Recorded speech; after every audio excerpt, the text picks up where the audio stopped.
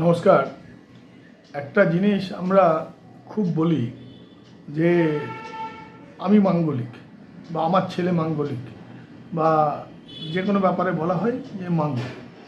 এবং যখনই একটা বিবাহের কথা ওঠে তখন কিন্তু সবার আগে যে বিষয়টায় ধ্যান দেওয়া হয় সেটা হচ্ছে যে কনে মাঙ্গলিক কিনা বা বর মাঙ্গলিক কিনা। মাঙ্গলিক যদি হয় সেক্ষেত্রে বিবাহ ঠিক হবে না। কিন্তু এই যে মাঙ্গলিকের যে ব্যাপারটা সেটা কতটা সঠিক, কেউ বলে দিল মাঙ্গলিক আর আমি ভেবে নিলাম মাঙ্গলিক, তাহলেই কিন্তু সব কিছু হয় না।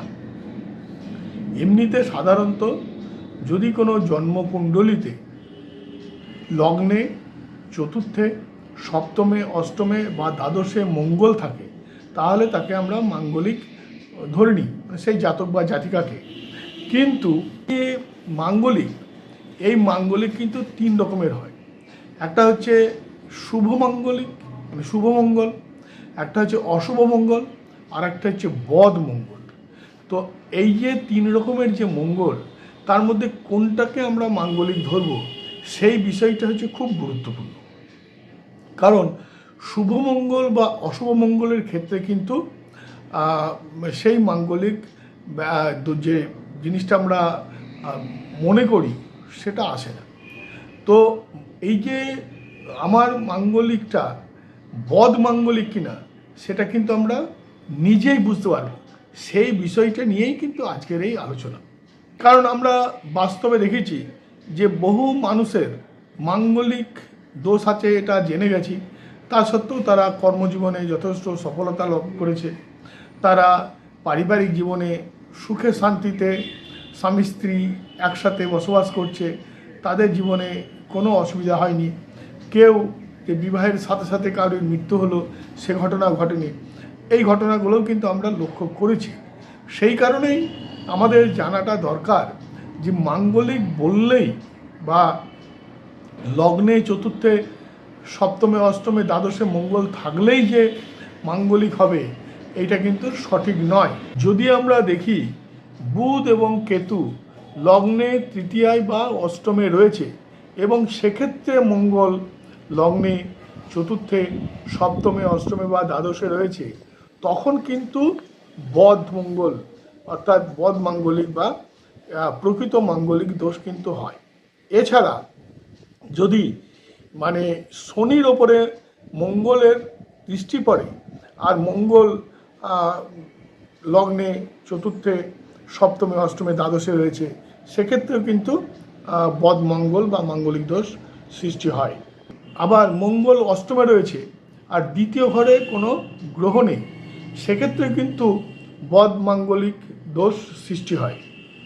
বদ মাঙ্গলিক বা প্রকৃত যে মাঙ্গলিক সেটা বুঝবো কী করে? প্রথম কথা হচ্ছে যারা সত্যি সত্যি মাঙ্গলিক, প্রকৃত মাঙ্গলিক, তাদের একটা পেটের সমস্যা মানে বদ হজম, গ্যাস্ট্রিক এইসব হবে। তাদের চোখের রোগ হবে, মানে ছোটোবেলা থেকে চশমা ব্যবহার করা বা চোখের বিভিন্ন ধরনের অসুবিধা তাদের জীবনে আসতে পারে। তাছাড়া মা, মাসি, মামা এরা কিন্তু খুব একটা সুখী হবে না। এরা জীবনে যে কোনোভাবেই হোক এরা দুঃখী থাকবে।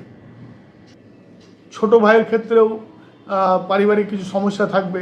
বাড়িতে কেউ না কেউ অসুস্থ কিন্তু থাকবে। যদি দ্বাদশে মঙ্গল থাকে তাহলে, আর যদি দেখা যায় যে বড় ভাই অসুস্থ, সেক্ষেত্রেও কিন্তু মাঙ্গলিক দোষ হবে।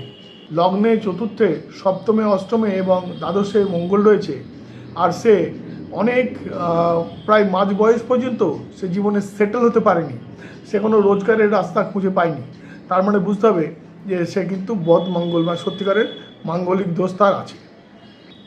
যদি চতুর্থে মঙ্গল হয়, চতুর্থ ঘর থেকে আমরা মায়ের কথা ভাবি, বাড়ির কথা ভাবি, চতুর্থে মঙ্গল হলে যদি মা, মাসি, মামা এরা যদি অসুস্থ থাকে, মা যদি অসুখী থাকে, তাহলে জানতে হবে যে মঙ্গলের দোষ কিন্তু আছে। সপ্তমে মঙ্গল থাকলেও কিন্তু মা, মাসি, মামা, বোন, ছোট ভাই এদেরও কিন্তু মানে কিছু অসুবিধা, পেটের সমস্যা এগুলো কিন্তু থাকতে পারে। সেক্ষেত্রেও জানতে হবে যে মাঙ্গলিক দোষ আছে। যদি অষ্টমে বা চোখের সমস্যা, জাতকের পেটের সমস্যা, ডাইজেস্টিভ প্রবলেম, চোখের সমস্যা, প্রথমেই বলেছি যে চোখের সমস্যা, পেটের সমস্যা কিন্তু থাকবেই। অষ্টমে মঙ্গল থাকে, সেক্ষেত্রে প্রথমে হজমের সমস্যা বা গ্যাসের সমস্যা, অ্যাসিডিটির সমস্যা, এগুলো থাকবেই। এর সাথে না সে খুব নেগেটিভ, মানে যে কোনো কথাতে সে সবসময় নেগেটিভ কথা বলবে, আর সবসময় অ্যাংজাইটির মধ্যে থাকবে। এই জিনিসগুলো যদি লক্ষ্য করা যায়, আর যদি মেয়ে হয় তাহলে কিন্তু মেয়েদের শরীরে অবাঞ্ছিত লোম, মানে হাতে পায়ে অনেক বেশি ছেলেদের মতো লোম, অনেক সময় মুখে মানে গালে বা ঠোঁটে লোম, এগুলোও কিন্তু অনেক সময় দেখা যায়।